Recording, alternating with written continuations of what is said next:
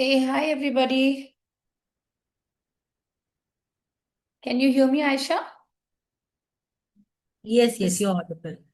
the name here looks more like our autism awareness get together, isn't it, Chaitra?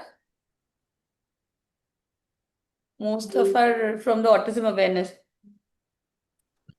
Yes एकदम है ना चैत्रा? ऐसा लग रहा है अपना हाँ टॉक टू अस का we are doing another episode of talk to us today. Yes Great, yes great, yes great. So, hello same everybody. तो हाय मेजॉरिटी लोग तो आप लोग मुझे सुन सुन के पक गए होगे. बट ठीक है, चलो one more day, another day. Please hear me again. Okay, anybody wants to come on camera?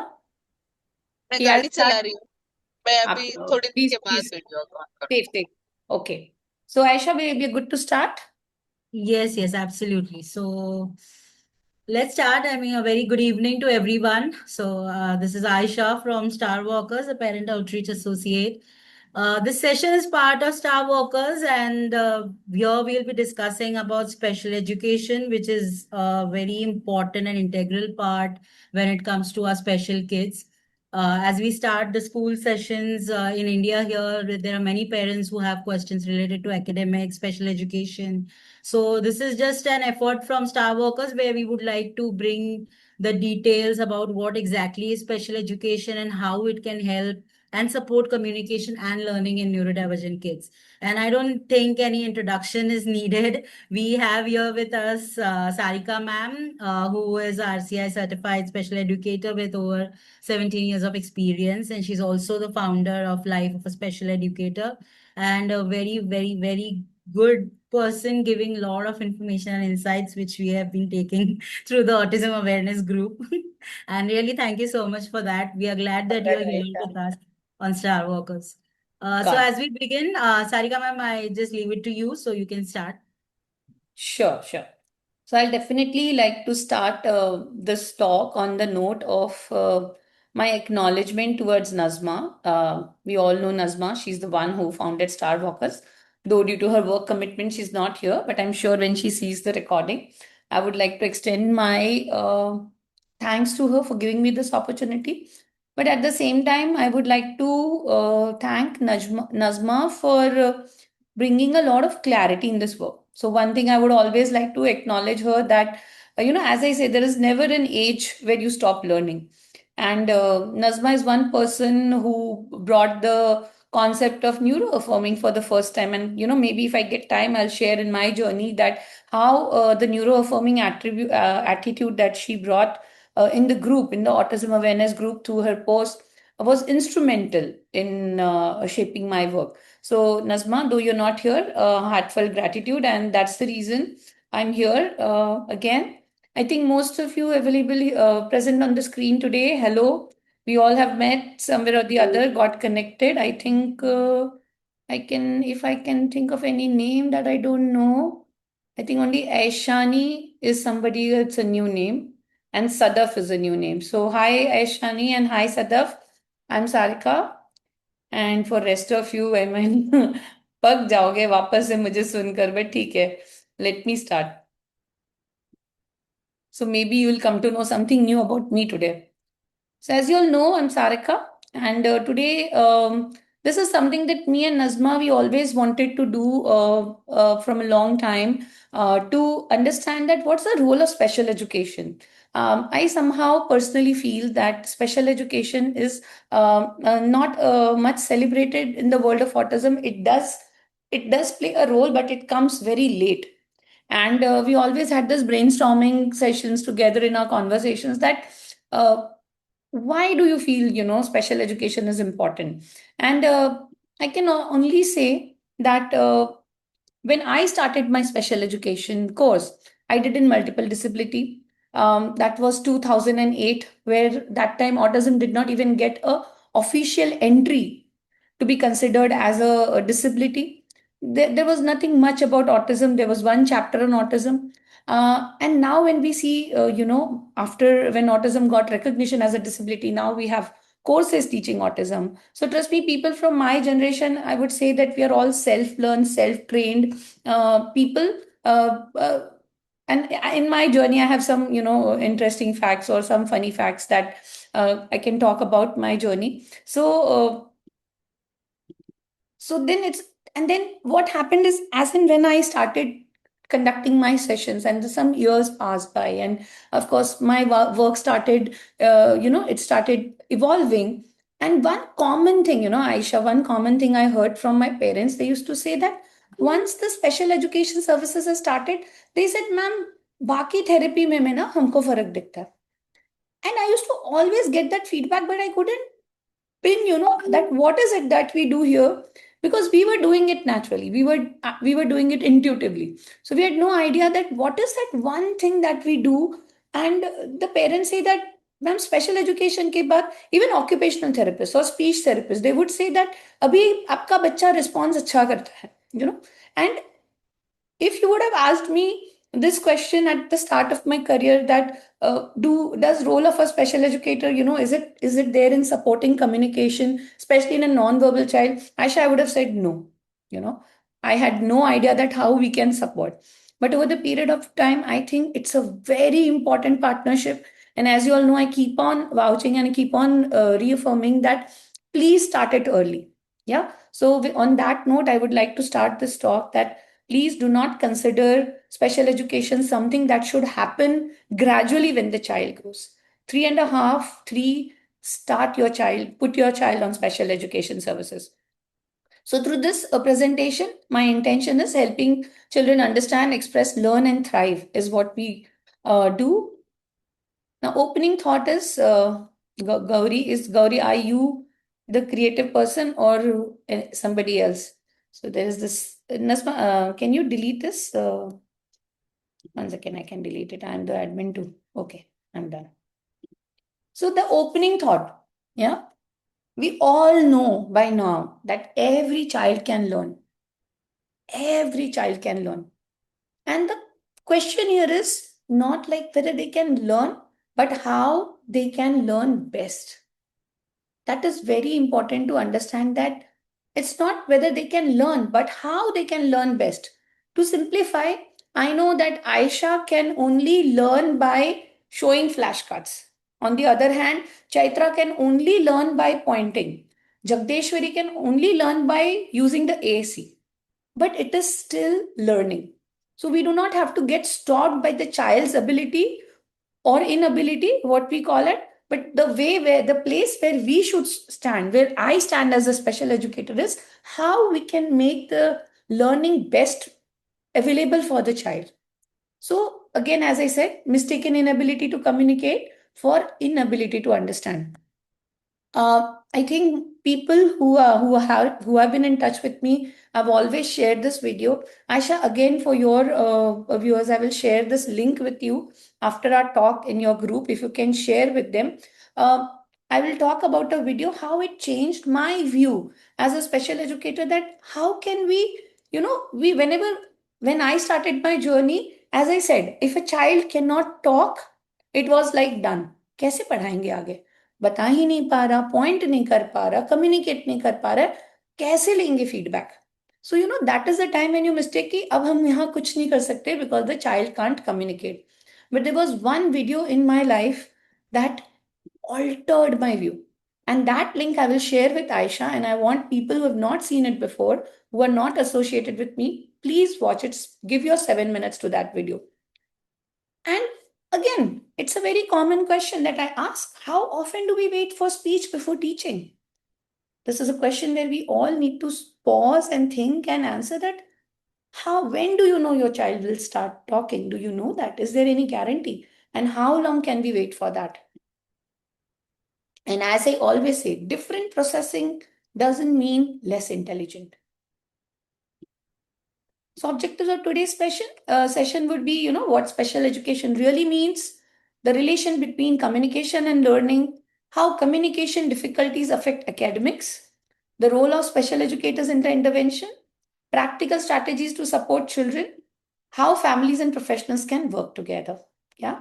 Now I would like to start with a very this slide, I think, was very important here because I wasn't knowing what kind of crowd we have. But the crowd that we have who don't know me, I wanted to tell you that I am an accidental special educator. And why am I calling myself an accidental special educator? And why this slide is important? That many of you who are there today, who have joined us today, and if they really don't know that what's a special educator or what's the role of a special educator, I really don't want you to feel bad about it, because call myself as an accidental special educator. Now, this is me when I was around 28 years old. This was my second career that I started, and it came accidentally 28, 30. I think around that time I started my career as a special educator. And this was the first time when somebody proposed to me from my family that, now you want to take a career break, you want to contribute to the society, why don't you become a special educator? And I'm like, what's a special educator? So today when I meet parents for consultation and they said, madam, sorry, aap kya karte ho, madam, what do you do? I don't feel surprised. And if parents who are present here who don't know what's a role of a special educator, it's okay. It's still, but what is surprise and what is sad till day, Aisha, I'm talking about 2009, and 20, almost 17 years down the line, still people do not have the awareness of special educator, especially in the field of autism. So that's why maybe Star Walkers is a great platform where we can, share our views that why special education and especially early intervention is important when it comes to autism. So my journey, I never feel ashamed in saying that, I failed in a class test on autism. Uh, when observed an autistic child, I couldn't see any visible disability. I'm like, he's so handsome. Why are they calling him? Why even he has a disability? So I could never understand autism. So as parents, I can definitely understand many of you are first time parents, and then, you might be almost thinking like me that my child looks so handsome, so good looking. Still, he has some disability. Is it true? And then that's where the acceptance, accepting that condition becomes difficult. See, I'm not a mother to a neurodiverse child, but even being a student of special ed, I realized that it was shocking for me to look at the contrast where there was a visible disability and then the invisible disability of autism. So maybe that was the reason I failed in a class test on autism. And but then something great happened. So as I'm an accidental special educator, I call myself as an accidental special educator entering into the field of autism. Now, can you imagine somebody who failed in a class test for autism? Can he or she ever become a special educator for autism? But here I am, 17 years of my life, and people who know me, I just love working with this population. Now, how this happened? I think the group that you see here is my group from the USA. I was there with them for around 4.5 years. It was a structured autism program, and that was a game changer. And during that program, I did a short course where I saw the Carly Fleischman video, and that was a game changer. This link I'll be sharing with Aisha, and I want all of you to watch that video. Yeah. The lesson that I learned watching that video was, it's still when I close my eyes, and I think that was the defining moment for me to become a special educator who does not judge a child or anybody by their appearance or by their ability to show what they know. And the first lesson I learned over there is never underestimate a child's potential. Teach with dedication, regardless of what they can or cannot do today. So when I take my remedial sessions, I do not think that, oh, you know what, Aisha still can't talk.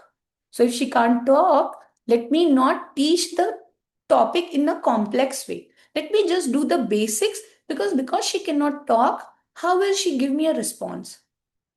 But I do not follow that.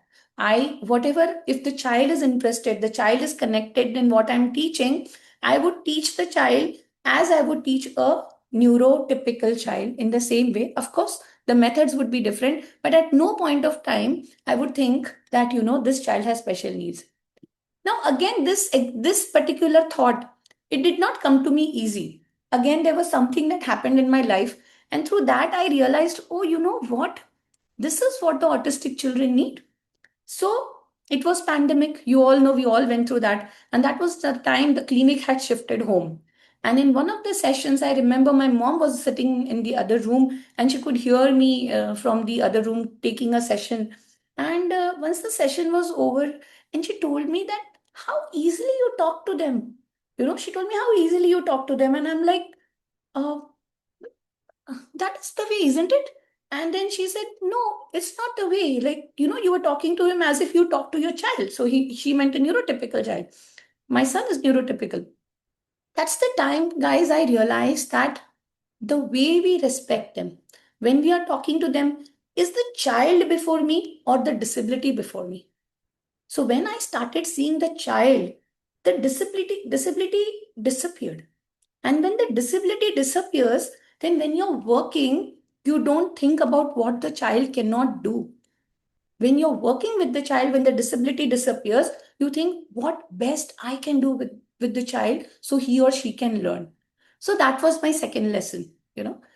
Then the third lesson, I think Ranjita is here, and you all heard Sashu's story in the last journey.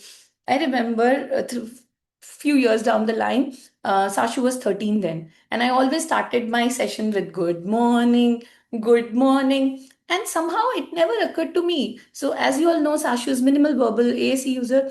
I used to start the same way, good morning, and then one day Ranjita told me, ma'am, he's not interested in singing, and she just casually told me that he doesn't want to sing. And I'm like, most of my children like to think why he doesn't like to sing that song. That day, I learned another lesson. He's 13 years old. Imagine a 13-year neurotypical boy. If I make him sing good morning, is he going to like it? And that's the time I realized that even if the child is autistic, he's 13-year-old, and he should get that respect and regard of a 13-year-old. He should not be treated as somebody who's still in kindergarten or primary just because he cannot talk. So, this is the way, I started building my own database, you could say, the things that I can do with the children, the things which I cannot. So, the third lesson I learned from my journey, respect. Respect every child, irrespective of what they can do, what they cannot do, or they show that they cannot do. And then I told you I started with, and then fourth came Nazma in the group where she shared about the neuroaffirming ways. And that neuroaffirming, as I told you, we are not trained into autism. We were a generation where, we had to self learn. And then comes a new batch who've been, trained in autism. And then she brings up this word of neuroaffirming. And that somehow it hit me so deep that neuroaffirming is so important. Now, what does neuroaffirming mean? Neuroaffirming means not forcing the child to do something, but be with the child, give the child the space, understand what the child's needs are, and then work. This one word, when I brought in my work of being neuroaffirming, I started getting feedbacks from parents कि ma'am ये ना कहीं पे भी पहली बार जाता है ना तो बहुत रोक कर आता है, ये वाले क्लास में बिल्कुल नहीं रोया. And that again gave me the feedback that, I am shifting my ways to neuroaffirming. So all these things where you do not judge them by how they look, you give them the respect what their age demands, be neuroaffirming, and always see the child and then the disability. These four things I keep in my mind. And then when every child we work with that life of a special educator, we again devise a plan based on all this four. So if Chaitra and Priyadarshini are coming to us, both will get a different plan because the child is unique. So always remember what we see in the group. If Monica shared, this is a lesson plan that's working for my son, and Gauri picks it up blindly, saying, okay, this worked for Monica, let me use it for my daughter. It's a big no. It will not work. And that's where we see the biggest disaster happening because parents think पढ़ाना ही तो है, हमने भी पढ़ाई की है, हम अपने बच्चे को पढ़ा देंगे. But that's where the biggest disaster is. Never assume that special education is something that you can manage it because it's just teaching. See, always remember when we talk about autism, as we said, they are as beautiful and handsome as we are. Still, they perceive world differently. And why they perceive world differently? Because they think differently. So if they think differently, when you have OT, you have speech ways to communicate them differently. You also need to teach them differently. Yeah. So on that note, I'll go ahead. So this was my journey. Now, what is special education? We all know it's an individualized instruction. I shared it in my story. Adaptation of teaching methods, building skills systematically, removing barriers to participation and learning, and teaching in ways that suit the child's profile. It has to be very, very individualized. Even the way I get a worksheet done from a child depends on what the child would, in which way or in which environment the child would perform better. And what is not special education? Yeah. People think it's only academics, a last resort. Ab kuch nahi hua, ma'am. So we get a lot of children in at our clinic at the age of 10 when they say, ma'am, fourth the child did great. But the minute he entered fifth, the portion became so much, ma'am. Now we need your help. Please, parents, if you have young children, do not consider it as a last resort. Start early. The minute you start early, you will see a huge difference in your child's progress, because where we work is the cognitive ability. Cognitive ability is also called as the thinking ability. So it's not a last resort. It's not only academics. It's not only for severe disabilities. Now, in the world of autism also, parents have this comparison. Not all, but many say, अरे उसका बच्चा non verbal है ना, उसको special educator की जरूरत है. मेरा बच्चा बहुत अच्छा बोलता है. My child can talk. My child is verbal. He or she does not need special educator. Again, it's a myth. For me, sometimes when I talk to my colleagues, that's what I say, that this is the area where we feel as a therapist, that's the most painful area, because when the child speaks, parents assume we are teaching the child well. I'm not saying parents don't do a good job, but the thing is, as if there is an autist who just leaves a video on the YouTube, you can't blindly follow. Right now, you know your child has different sensory needs. Right now, if Nazma gives a plan for GLP, now every child cannot be a just alt language. So you will have to come to the expert to understand who's a GLP, who's not a GLP, who learns in a which way. Similarly, for special education, you just cannot, follow one plan. They also have their different abilities, and especially if they talk, we feel they are understanding everything. But that's not always the case. And limited to school support, again, it's a myth. So, who are the children we commonly support? For people who don't know much about special education, we definitely support children with autism spectrum disorders, ADHD, learning disabilities, intellectual disability, developmental delays, language disorders, cerebral palsy, multiple disabilities that includes visual impairment, hearing impairment. So basically, whenever there is any lag in their performance, so there's a chronological age and then there is a performing age. So if there is a gap in that, that's where we are needed. So we know that communication and learning is interconnected. Now learning happens through communication. Yeah. It is same. If you have attended a speech therapy session, you would know the same thing. Children learn by listening, understanding, asking questions, expressing ideas, sharing experiences, following instructions, problem solving with others, and then this is without effective communication, learning opportunities reduce. Now tell me, you all know one child with autism. Tell me that how many of your children can listen and understand well without attention issues? How many of them can ask questions easily? How many of them can express ideas? How many of them can share their experiences? Isn't it? When we look into this and say this is communication, and this is where our children get stuck. They cannot ask questions, they cannot express ideas, they cannot share how they feel. So here we'll see throughout the day that how we, through our education services, help our children work in all these goals. So yes, of course, communication is more than speech. Now, if you look through an educator's point of view, it's a receptive communication. Now go back to your school. If there is receptive communication, you will understand the instructions given by your teacher, even if it means it is in preschool. Expressive communication could be as good as I want to go to toilet, I'm hungry. See, I'm talking about the very basic. It continues till the time you're learning, okay? Social communication, hi, good morning, ma'am. I want to sit, need more room. These are all social communications. Non-verbal communication is, of course, ASE and facial expressions. Not many of it at a preschool level, we'd see that children have not even developed pointing. So we work with speech therapists. Speech therapists do help us with all these.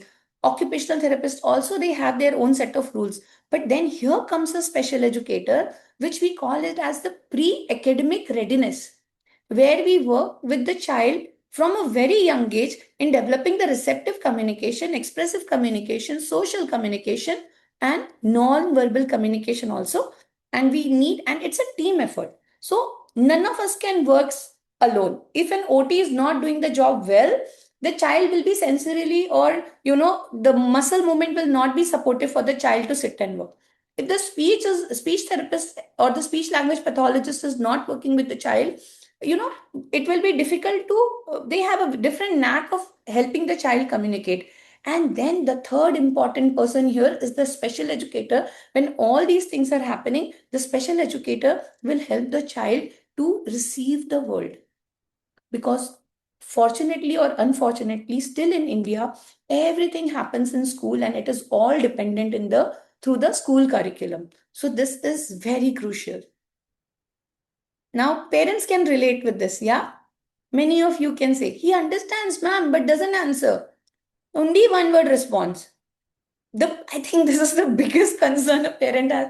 He cannot tell what happened at school, ma'am. I don't know. It's only the shadow teacher who can tell me, or else I don't know what happened at school. She struggles with reading comprehension. So, ma'am can copy well one word, but ma'am, whenever we give a comprehension, Vedu is attending our session today. Vedu, you'll be a good special educator. Okay, okay, thanks, Vedu. And he forgets. Education. Sorry, you have something to say? Yeah, Okay, I you're know liking how this. to draw. I know You how know to what? write. Sorry. Okay, he forgets instructions. These are the common complaints that we hear from. She avoids writing tasks. I would like to stop sharing and ask my parents here to raise hand. How many of you face this experience? लिखना नहीं चाहते. Writing is a problem, madam. Writing is a problem. How many of you feel that? If you can raise your digital hand. Common concern. See, so many hands going up. Writing is a concern. Hey, Raibi, you do not have a right to raise your hand, huh? Okay, in the past maybe, but not now. You're back at it again. Okay. Okay. So she avoids writing tasks, and he cannot express his needs. It's a very common concerns that we keep on listening to parents. And still we do not understand that special education is important to bridge this gap. Now we'll see how. So everybody is working with your child. You are also working your child. And as parent, you have taken care of the literacy part. But what you're forgetting is, if you all have researched on autism, you know that they all have a theory of mind that stops them from understanding the way the neurotypicals understand. Now, if you do not keep that in mind and you keep on training them in reading and writing, what ends up is the quality of reading and writing is not developed the way it should be developed. Numeracy. Many people come to me and say, ma'am, you know what? My child can write. He's still 5 years old, but he can write numbers till 1000. But the minute you ask that child that you give a word problem, you ask a simple one, you have one chocolate, dad gave you two chocolate. How many chocolates do you have in all? And your child is not able to answer, but he can call out the numbers till 1000. So there is a gap, isn't it? If we do not work on this gap now, when the volume of education increases, where will be the child standing? Answering WH questions. Now we keep on asking, what is your name? What do you do? Where do you live?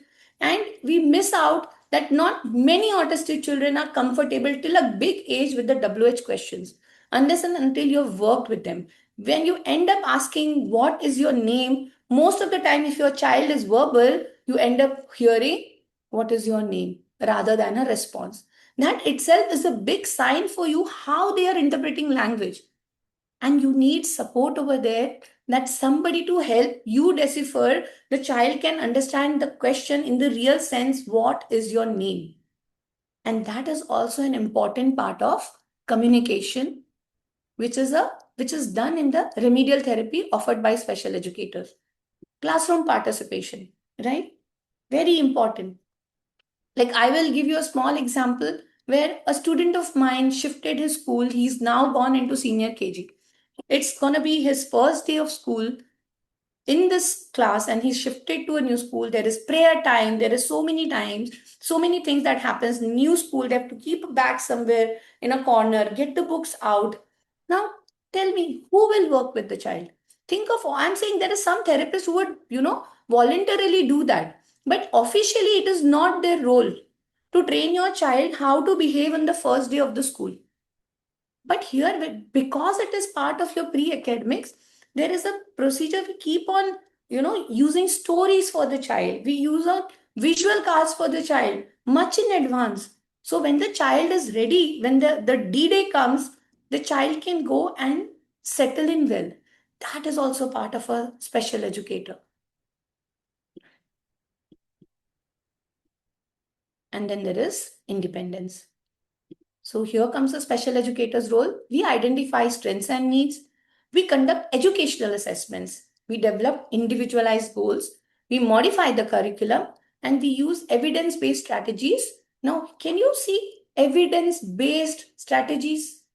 That means the strategies that we are using for remedial, on face value, it would look like to you that we are just teaching. But whatever we are doing with the child, there is a goal behind it.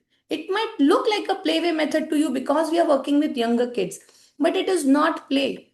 It is a goal, it is an evidence based strategy which we have in our mind. And trust me, when you become a special educator one day, when you're working, the day if you become a special educator, you'll realize that being a special educator, when you're sitting and you're working with the child one to one, every minute you have to change your plan depending on the child's mood, depending on what the child wants.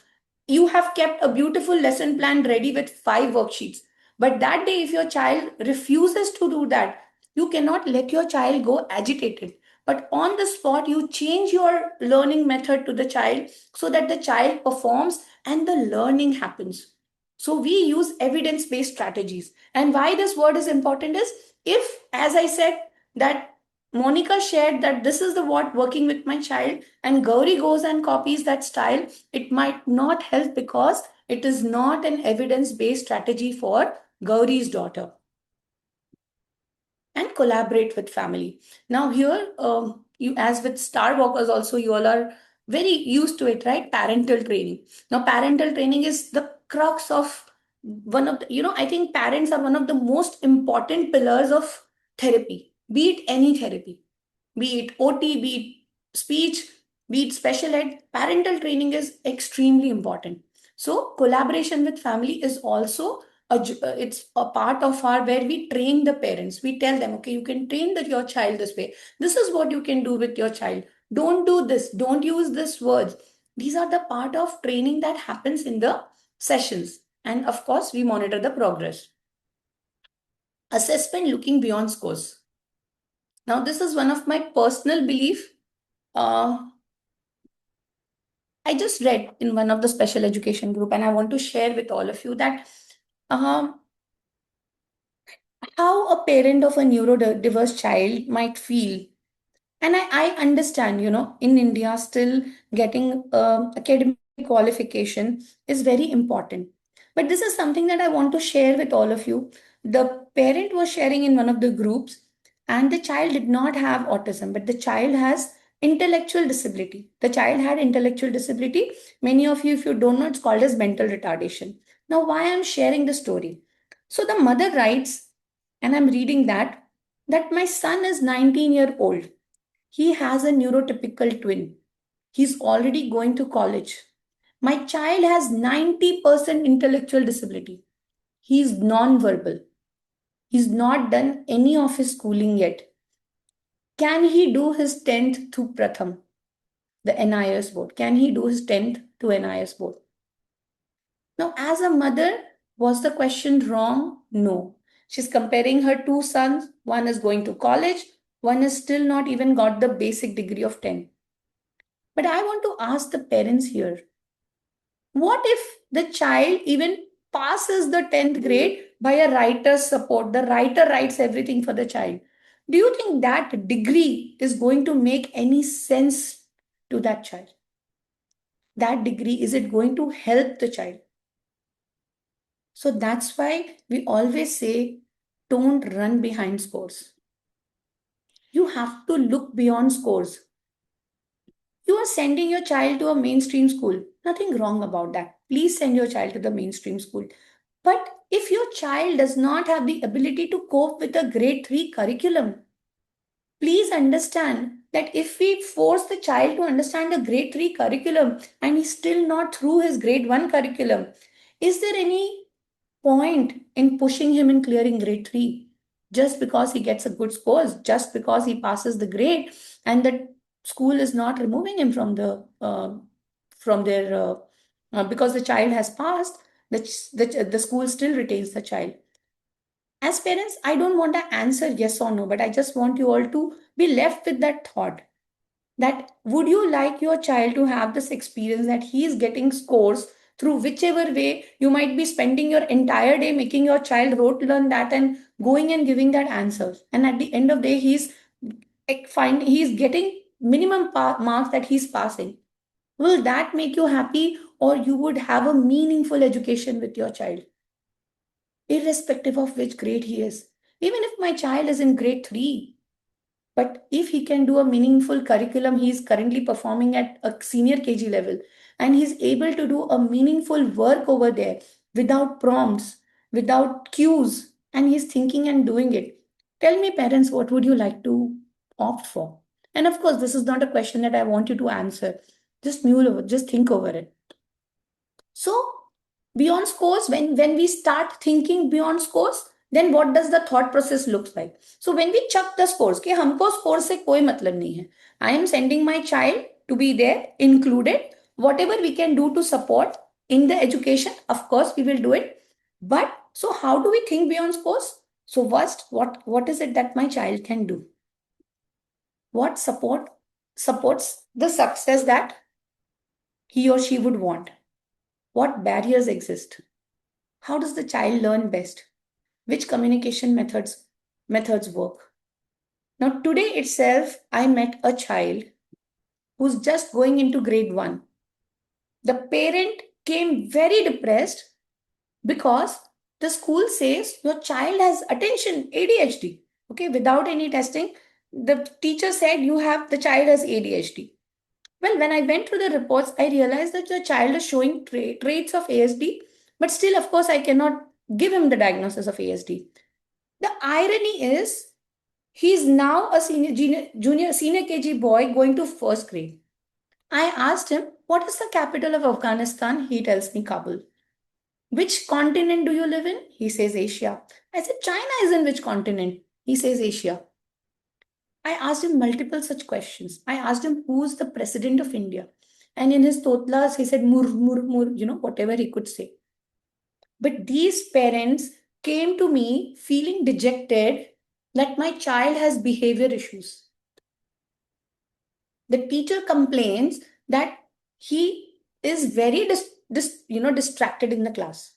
Now, when I spoke to the parents, I asked them that does he complete his work early? The mother says the child comes. Imagine a first grader tells his mother, what are they teaching me? Please get an 8th grade textbook for me. He said the same thing to his tuition teacher. I saw his tuition teacher's book, and the tuition teacher was teaching him fractions. A child who was just in senior KG, the teacher was teaching him, the tuition teacher, because he kept on insisting, she was teaching him fractions. He was able to solve in whichever way he could. He wants to read textbook that is in 7th, 8th grade. Now, if I had a child like this, I would be like, wow, my child has a different ability. But unfortunately, the parents are made to believe that your child is no good.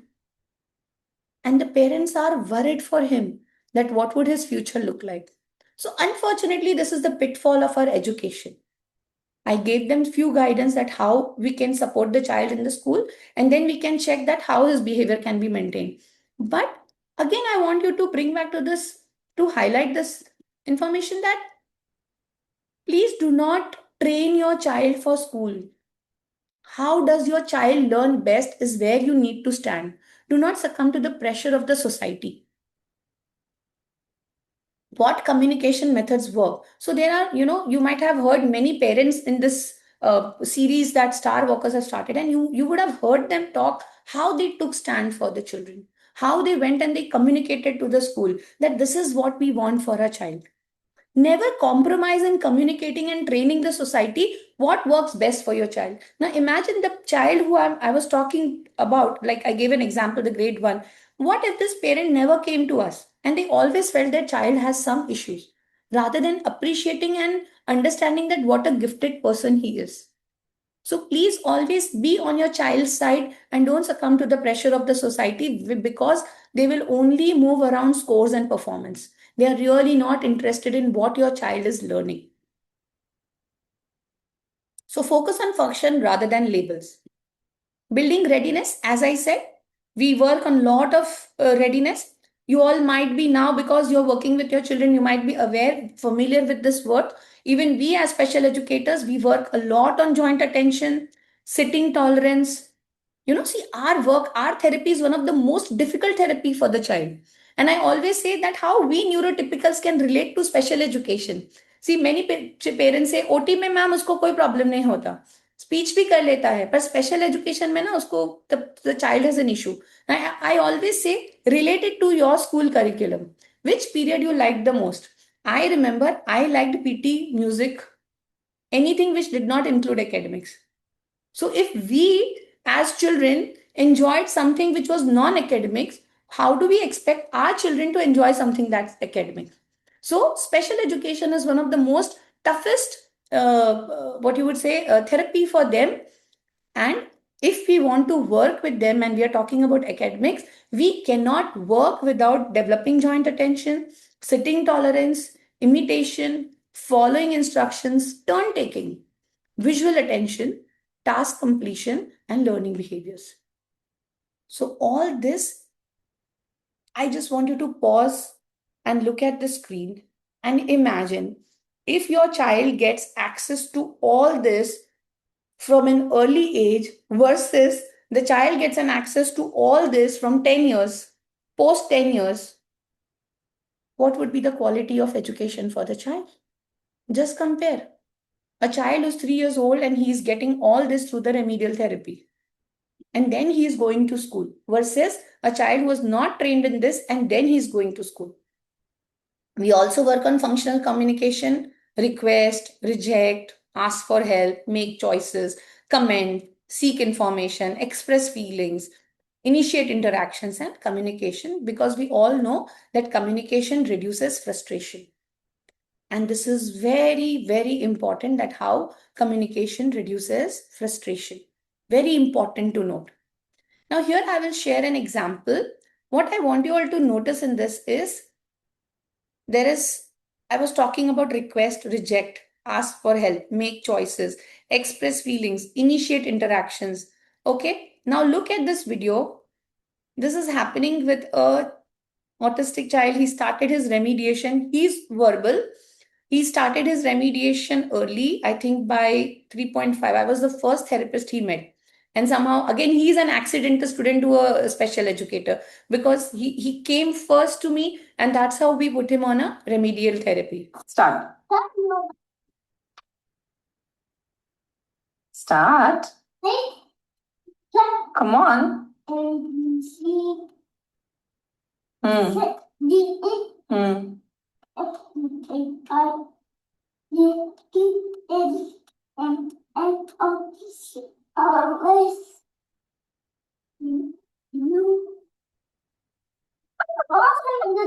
Now, why you hear me laugh? Now, if you see, the first step of communication is pointing, meaningful pointing. Now, what he's doing is imitation. He had seen me sing this ABC rhyme with pointing, where I was very particular that we cannot go in any speed. We should be stopping. If I'm saying A, my pen should be on A. If I'm saying B, my pen should be on B. And that's how we started working with him for pointing. And just through the ABC learning, just through an academic part, you see that he has developed imitation, he has developed pointing, he's communicating with me. You cannot see his face, neither you can see my face. But at this point of time, also, there was no eye contact. He did not give me any eye contact. But do you see that you can hear the joy of, doing something independently, and you will hear minimum prompts in that. Start.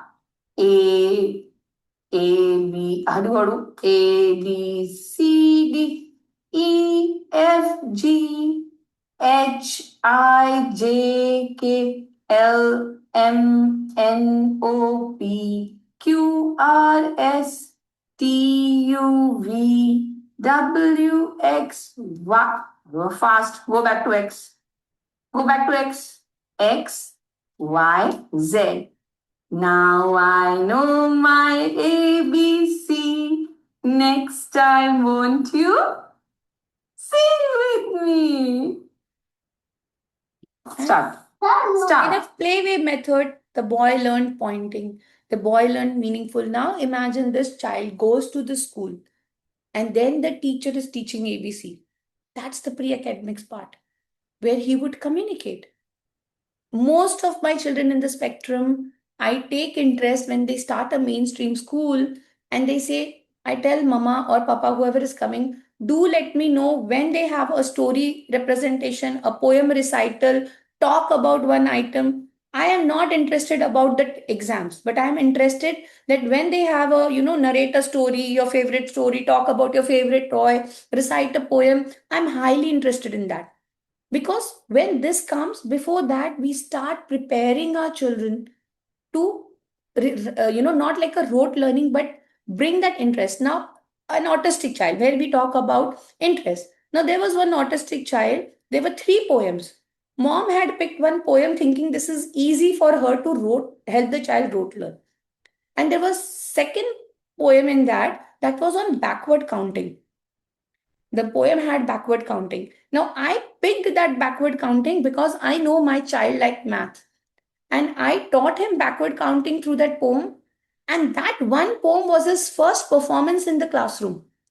Because out of the three poems, I picked a poem that it's not easy for him to rote learn, but a poem that will interest him. So always look for their interest. When they want to talk about a toy, do not pick by yourself. If your child is verbal and my child wants to, talk about, let's say, his favorite spider, ask your child to tell few things about the verbal, even if he uses ASE. Color, black. Legs, 3, 4, 5, 6, 7, 8. 8. So whatever you're going to write in those few lines, please involve your child while you're creating it. Though he might not say in complete sentences, but you can be able to say, oh, spider. So it's a soft toy. Soft, soft. My spider is soft. It has 1, 2, 3, 4, 5, 6, 7, 8 legs. It is black in color. Now, when you have shown the soft toy, you have written those lines with the child, and then when you prepare the child to go and present, versus you yourself decide the lines that you want to write, the child will enjoy and deliver it better when the child is involved. So remember, going back to respect them, whether they are verbal or non-verbal, and involve them in every activity that you do for them. Now, when the child goes in the classroom and he goes and performs, he might not even, his voice might not be even audible to the audience, but at least he's participating. And participating is something that is more important versus the quality of the delivery. And that is also your communication. Everyday activities. Now, we tell parents when we start pointing, teaching them pointing, we said, just don't limit it to the work here. When you're going out, ask if the child is interested in cars. Red car, blue car, green car, big tree, and ask your child to point. Of course, not pull his hand, but it's a natural process where the child starts learning. So you start building communication and supporting their education in their everyday activities like cooking, shopping, bath time, story time, play, outdoor activities. And people who have been associated with they know about my work. That you know that story time and play is something that I use a lot. That is the place where the child learns a lot. Now, I'll just quickly show one video where we have used cooking as a place where the child can learn in the kitchen. Again, the video is of an autistic child. Tell me what is before tomato? Before tomato, Very good. What's before potato? potato, chili, Okay. What's before ginger? potential, lime, What's before onion? onion, lime, Before onion is? Look carefully. What is before onion? onion. So this video, do you think it was shot in a center? No. This was shot at a home while the parent is cooking and the parent keeps on saying that I don't get time to work with the child. That's where this idea came to us and we said, why don't you use your time when you're working? At least, few minutes you can let your child do this and the child will be more than happy to do it. And you can hear the joy in the child, right? Now, this particular activity would help the child later on when he or she has to really use this these abilities for mathematical work before after, where it would come very naturally to them. There was another video of the child reading story, but I will skip it because we have only 10 minutes left, so I will go to the other parts of it. Can you all see the screen now? So one of the strategies we all know, visual support. Same with special eds, we do not use anything else because the strengths are common. Once a child is autistic, whatever you use in other therapies, you will have to use here as well because the visual is one of the strength of your child. So how do visual help? Understands expectation, remember information, and again it is first, next, the routine that you will first do this worksheet, then you will get a break, then you will do this worksheet. So even we use those expectations to remember information. So we make a lot of rule book. If you are doing articles, we show them the rules that please use this article rule. For nouns, we make rule book. So the child looks at the visual support and is able to answer the questions. Sequent tasks. So when you in speech, you might be using first, next, last. The same concept we use in remediation for the first, next, last, but then we convert it into sentence writing. So the child goes from sentence writing to describing a picture to passage writing. So we use visual supports for that. You have to increase the independence. So in all the videos that I have shown to you, the girl pointing at the vegetables before, the boy pointing at, it was not independent at first go. It all started with the hand to hand support and it moved to this particular independence level where you see that the child is confident to present or to share or to express what he or she knows. Reduce their anxiety. In most of the work I do, that when I feel anxious about my something, if the child is not doing, the first place I go is I go and reduce my anxiety. I take a break for a few minutes and then I start the work again. As parents, if you are anxious about something, it will spill on your child and the child will experience the anxiety.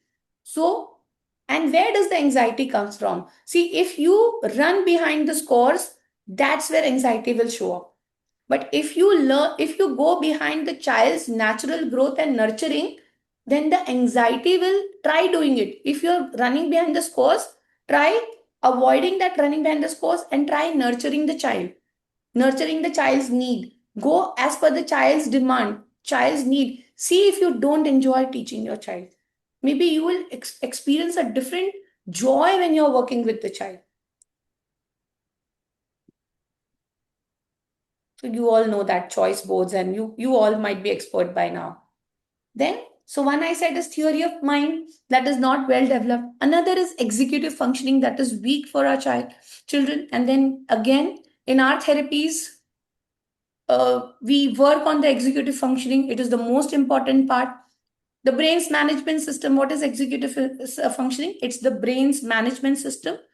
What happens, what difficulties our children face because executive function is not well developed? Planning, organizing, switching in tasks.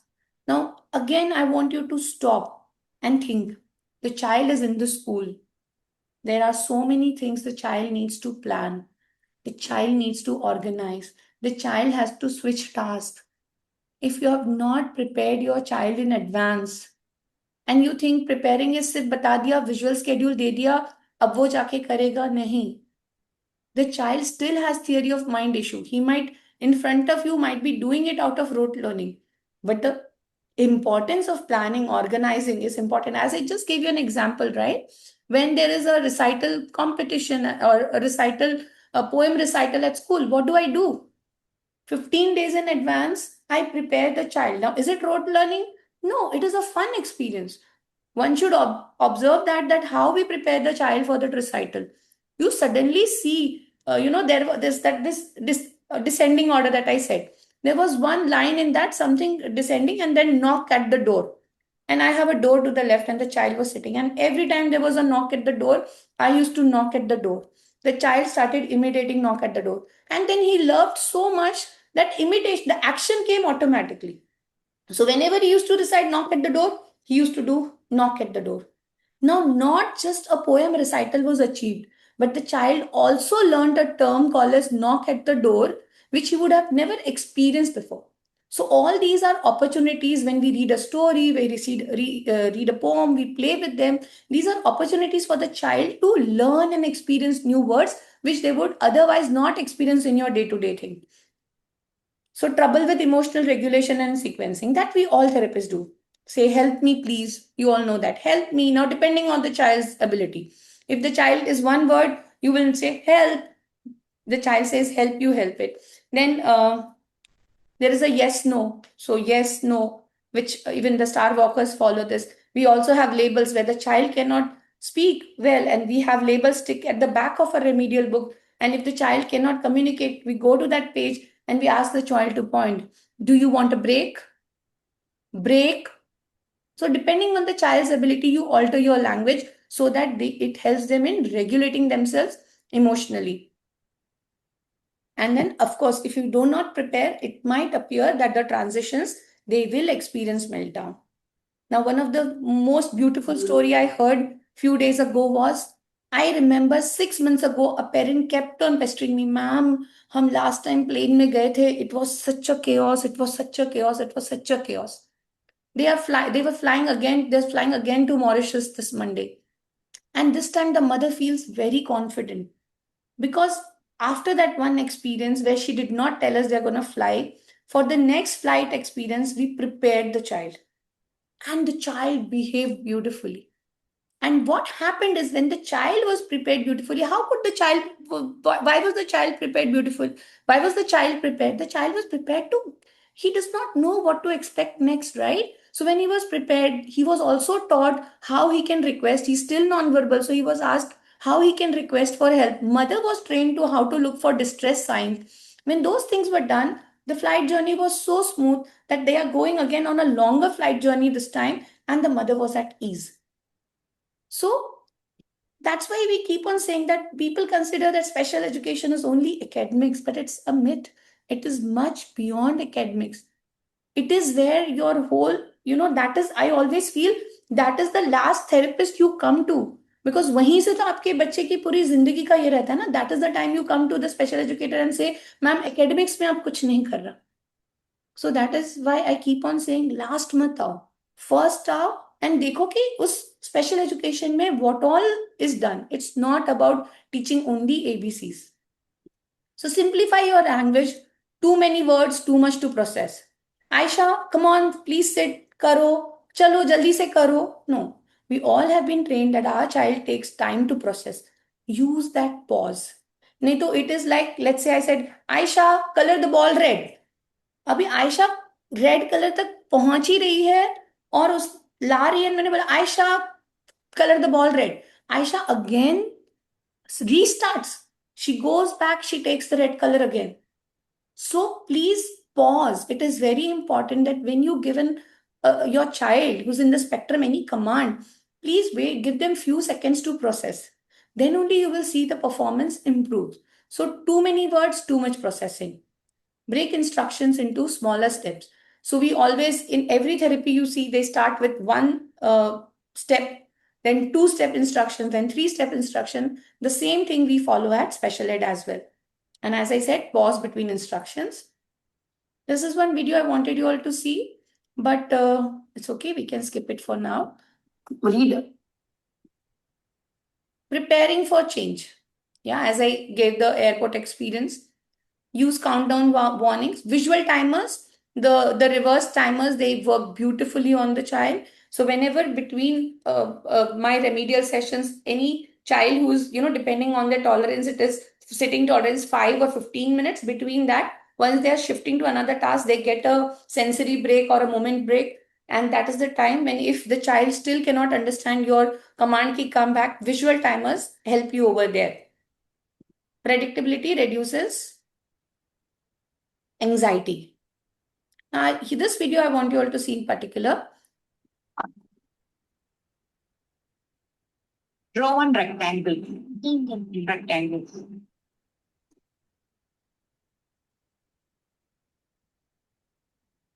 Now, what I want you to observe here is, as I said, the pauses between the instruction. Now, this is not me. This is the parent working with the child on a home program given to her. Now, I want you all to observe or hear out for the pauses. Are the pauses right? Is the child getting sufficient time to think? And even is the transition happening? Mark left. Mark left and right. Left and right. Mark left and right of the rectangle.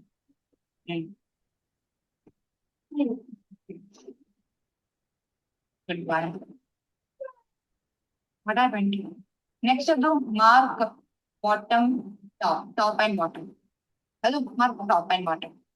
Top. Where is top? Top. Top. Bottom. Okay. Good boy.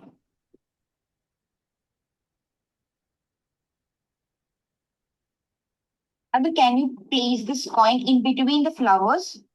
Can you place in between the flowers? Now see, I have not put this video to show that, how the parent doesn't know to work with the child.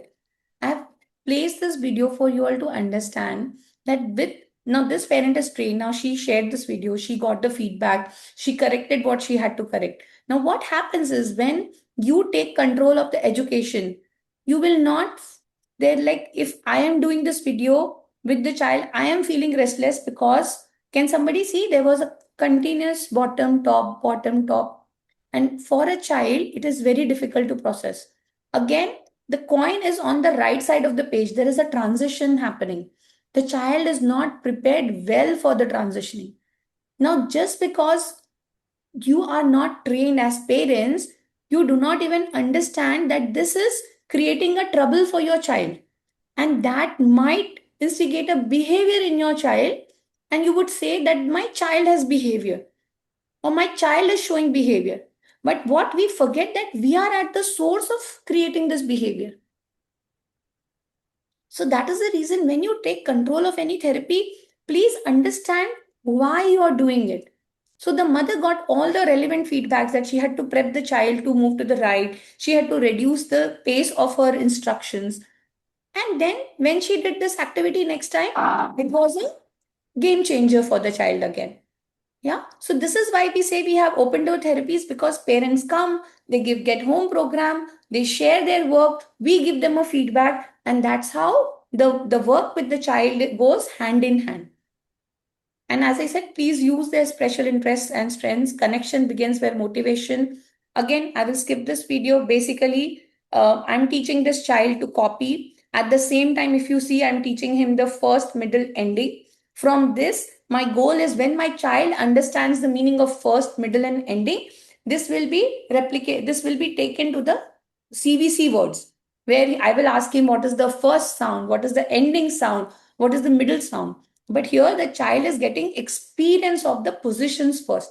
So it is very important to prep your child before you move to something, some other topic which the child cannot comprehend easily. So always in special education, we say go from real to imaginary. So these are real objects, and from real objects, when the child learns first, middle, ending, then the child can be moved to understand the position of first, middle, ending. So what parents can do, please slow down your communication, give pauses, give them time to process, use visuals consistently. If there is any behavior that the child is showing with transition or expressing even emotions, please use visuals.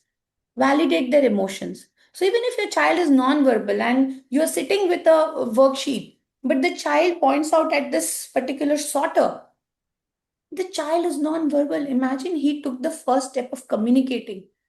Please pause your worksheet. Respect the communication. Don't leave it. Abhi nahi, baad mein.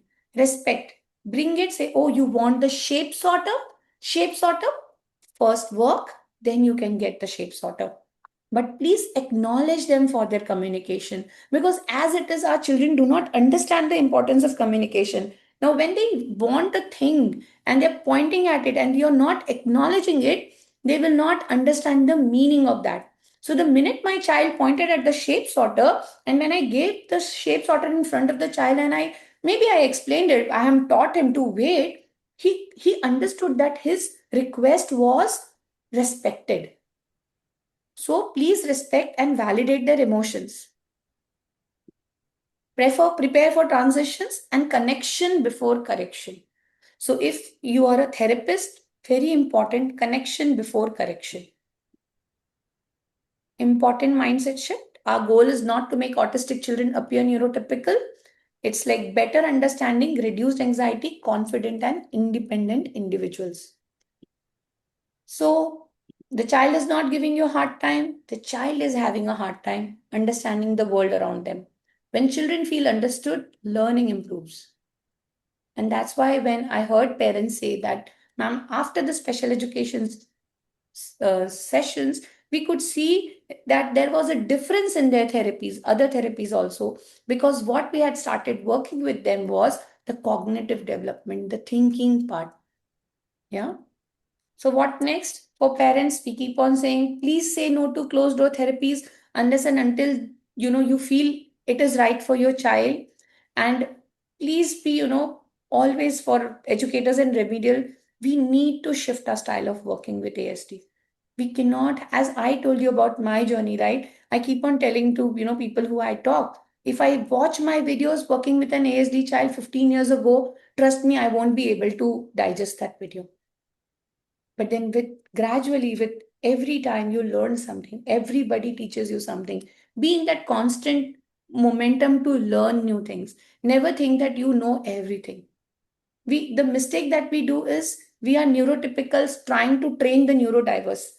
We don't even have an access to their world. What we can always do is try to be a bit closer. And again, what we are trying to do is our perception about how they are perceiving. We really don't know how they are perceiving. So keep on trying and, uh, be with them, learn your ways, amend your ways, and the energy you bring into. So how would you know you've done a good job? So the energy you bring into your session matters. If you genuinely enjoyed working with the child most likely felt it as well. So when you're doing any therapy, even if you're working on a worksheet with your child, you enjoyed the experience, then you have to understand your child enjoyed it too.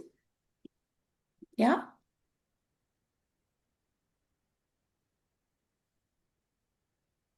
So one of the parent, she started special education and she wrote this on a morning to me. So there's a time zone difference. She's in Australia, and one day I woke up to this message and she says, Sarika ji, special education is like doing yoga daily. We may not see the difference in a day, but a correct approach to any new concept makes wonder after, basically she wanted to say that how she feels that the concept is seeping in the child.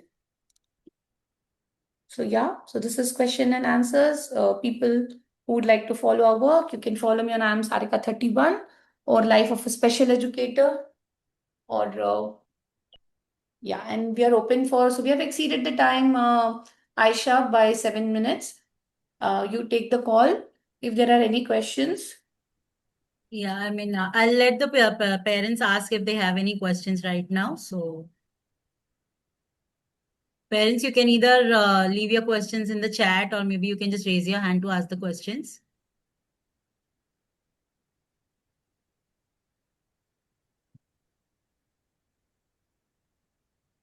Hello, ma'am. Can I Hi. ask a doubt, ma'am? Sure, sure, Divya, you can. That's why we are here. Yeah, ma'am, my kid is around 10, going to be 10 in November. Like she's 9.5. She's going in a mainstream CBSE school only. She's going without a shadow. Like Wow. basically she can manage to some extent. Like we don't get like routine complaints, but there are days that we get like it's an inclusive school in the thing that they give her admission, but they don't give her any IEPs or anything. It's like a routine question paper only for other kids that she has to follow.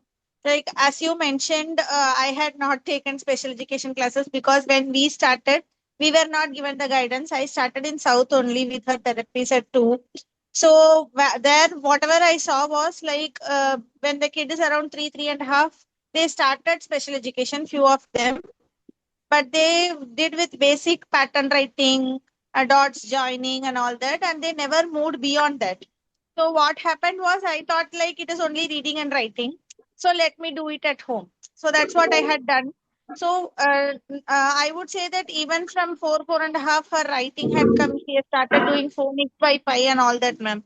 But even now, I would say whatever you said is 100% right. She is able to read and write, but her comprehension is definitely not up to age.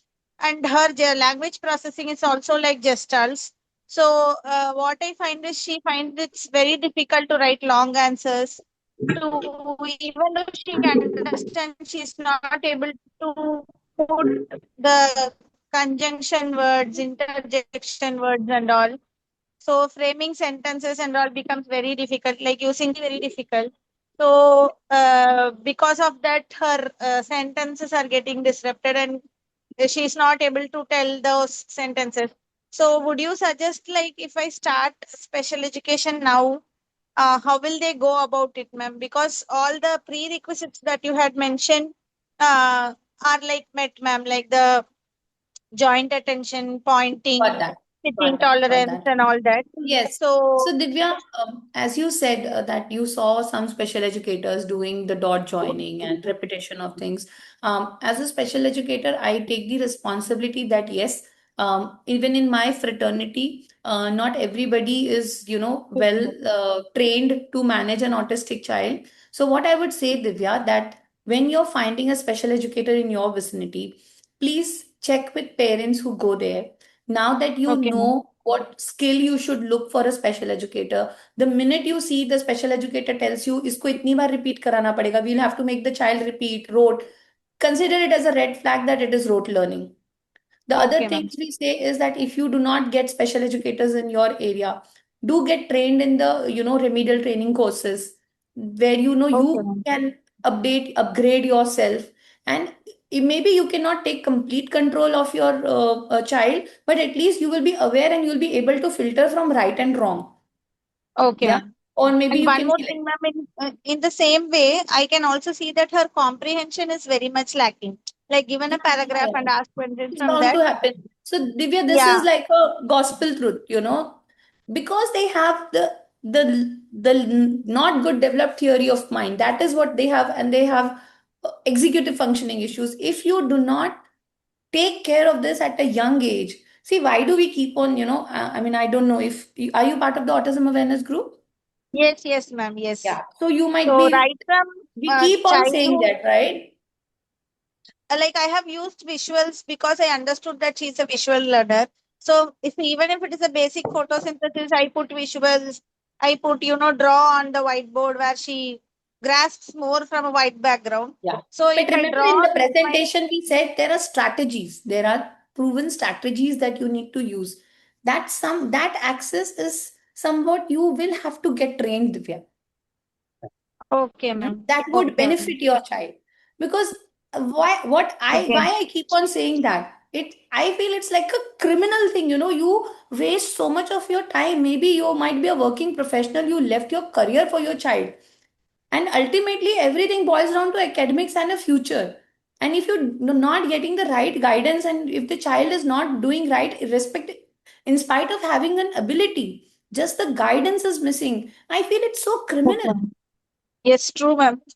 True. That's what like I didn't want to miss today's sessions because the last session and I missed and then I viewed it through the link that you sent and it was super useful. And Correct. today's session was also too good, ma'am. Thank you so much for organizing this. Thanks a lot. That you I have will to thank definitely get Star Walkers trained. and Nazma for I'm that. with them only for language, ma'am. So Great. thanks to them that they sent the link to me. Thank you so much, Great. ma'am. I'll get That's, trained, take the remedial sessions, ma'am, so that I'm able to guide my kid better. Thanks a lot, ma'am. you're welcome, Divya. Uh, Yeah. Ma'am, can I take my turn? Sure, Jagdishwari. Uh, Aisha, you okay? Yeah, fine. Okay, so let's this be the last question. Yeah, Jagdishwari. Ma'am, my child is 6.5-year-old and she is non-verbal. Just now she is getting verbal in terms of pronunciation and all. Because what I was told earlier is like when I went to academics and understanding the receptive language, they said the child needs to talk first and then only the academics and pre-academics. Because I was struck over there because I was a new mother, I do not know how to take it forward. So as a mother, I started teaching her like formally like ABCD writing. So this is cup. Like what she says is in between she tells the correct word, correct letter. For example, say G. T while writing, we ask her to write. She say right. When I ask where is G, where is T, she cannot able to point. In the next day, she may say some other letter or some other word correctly. She will not say the correct word. And also, I was so much misguided. How what to understand what is the correct way to teach my child. How she is interested or to teach my child because her understanding for her age is okay. She can understand whether the food is good, whether the in this mummy have to add sugar or not. We are going out, so that understanding is there, like listening. But when it comes to this, it is a very huge uh, problem. It has happened. So I was stuck in the same level for 2-3 years. I don't know how to take it up to the next level. And also, ma'am, will the special education will help, like how in which way the child understand that teaching will happen, ma'am? That type of teaching will happen in the special education. And is it too early? It is too. Too late to start now No. because. See, Jagdishwari, I'll always say there is nothing too late. I started a child's remediation at the age of 13. Okay. We started from letter recognition to Okay. now he's surprising us every day. Because what is happening is, Jagadeshwari, it's not that what you have taught or what Divya has taught to her daughter, it's not that she is not understood. Maybe you have still not developed the ability to extract the information. Now, instead of, I'm just giving you an example. Where is G? Where is H? Where is I? Instead of that, if you have taught your child to point, and instead of saying where, you just ask your child, point at G, point G, even forget the nuances of grammar. Point G, point H, point S. Because you have trained your child to point, and then also, how do you display? Now, there is a lot of perception issues. If you use a lot of alphabets on one sheet, the child might get confused. So you can always reduce. You can have two cards. You can have a P card, you can have a T card. Your intention is your child should identify between the two alphabets. So you can have a P, you can have a T, and you can say, point at T, wait, few seconds, point at T, maybe model. You take your finger, you put at T. Then pause, then model again. Point at T. See if your child can do it. When the minute you ask any WH question, That's where the child has lost the track. So when you want to extract answer and your child is not still responding to WH questions, the easiest way is start with pointing. Okay, ma'am. Well, ma'am, I have one more question like that. If okay, she is struggling so much for speaking. Okay, and I taught her, so what is your name? I have my elder daughter also. I asked her what is your name. She said Bhavika. I asked what is your name. She said Toya. Surprisingly, so this what is your name question she learned very soon within a week for her to say her name. It is very consistent, even though she cannot pronounce her name properly. Yes, of course, she is telling her name. So, how does she understand this phrase, ma'am? Like, because where I am losing, there are things, see, Now the thing surprisingly, is, she learned. Jagneshwari, maybe she's a very good auditory and visual learner, so she copied it well. The point that you have to understand is it's not about what is your name only. The concept that you're teaching the child is everybody has a name. So if you say my name, Jagdeshwari, Appa name, if she's able to say Padmanabhan, sister's name, and then if she understands the see what is she can say my name is Toya. Okay, whenever you ask, it's like a parrot, right? If you even train a parrot, the parrot will say me too, me too, me too, me too, me too, me too. But is the application of name, concept of name, there with your child? So that is very good that she's saying name. Now you have to model it to Mamma name Jagdeshwari, Appa name Padmanabhan. So tomorrow when she goes into the school, friend name Raivi, friend name Divya. So she understands the concept of name. That's where parents miss the bus because you just look at that one-to-one interaction, but you don't look at the bigger picture. Okay. Okay. Yeah. Because then the same concept will come in a story. There was a dog, his name was Tommy, and my child is lost. There is dog, there is Tommy, what is name? And that's where they find challenging because the concept of name is not generalized. Okay? Okay, ma'am. Ma'am, Find a like special educator, but please get reviews about the special educator before you start. And get okay. trained in parental training is very important. Get trained in special education courses so you understand what is right and wrong. Yeah. Ma'am, because I was supposed to join your remedial course, ma'am. Unfortunately, I am traveling We'll talk actually. about it. We'll talk Okay. about it. That's on a different platform. Okay, Okay, Jagdeshwari? ma'am. Ma'am, I can send any doubts on your email ID, ma'am. Is it okay? Uh, yeah, you can send to Aisha, no? Aisha Patel, wherever they Okay, have. ma'am. Yeah. Okay. Okay. Thank you, ma'am. So You're it is welcome. never a late to start it now, no, ma'am. Jagdeshwari, how can we say it's a late? When we talk about our child, there is nothing late. And we always, jo ho gaya, wo ho gaya. We cannot rewind the time. Jagdeshwari, this is where we start. And we start with the hope that it is not easy to raise an autistic child. I totally understand. The society is not kind enough to guide you with the right thing. But now I always say you meet people because your child is destined to go somewhere.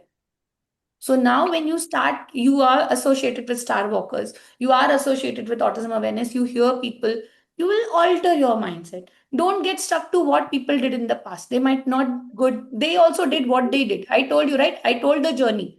People started when there was no awareness of autism. Everybody has their own journey of learning. It's only 5, 6 years ago where courses started in autism, where there was somebody trained who was teaching them in autism. Yeah. So just forgive them whatever they did. You start your journey now. Okay. Thank you. Hope that helps. Thank you so much. Thank you. Thank you. I think, Sarika ma'am, this was like an eye opener for me too. Of course, even I am a parent to a autistic child, so definitely I had a lot to learn. I never expected so many things to be inside that word special education. Haven't met someone who could actually explain the entire thing so well. So thank you, really. Thank you very much. A very heartfelt thank you to you and for all the parents for attending this uh, webinar. And I think we really understood what exactly the role of special education is and how it supports communication and learning. We are really grateful to you, Sarika ma'am, for joining us here and sharing your practical insights, your experiences, and all your knowledge regarding special education. Everyone must have taken a lot from here, and I'm sure we've learned a lot. So if we definitely look forward to one more session with you. There are still many things and many questions lingering around, I guess. So thank you, parents, for joining in today. And as ma'am said, she started when there was no awareness of autism. Again, we have a parent coming in our next webinar who actually nurtured her child in a time where autism was not on social media. It was nowhere. Archana Patil, who will be joining us in our next webinar on 27 June. So do join us to understand her journey, how she started without any support, without social media, at a time where even schools were not aware of autism. So let's meet to the next webinar, and thank you so much everyone for joining. Thank Thank you, you. Starwalkers, for the opportunity. Bye, everybody. Thanks for joining. Thank you.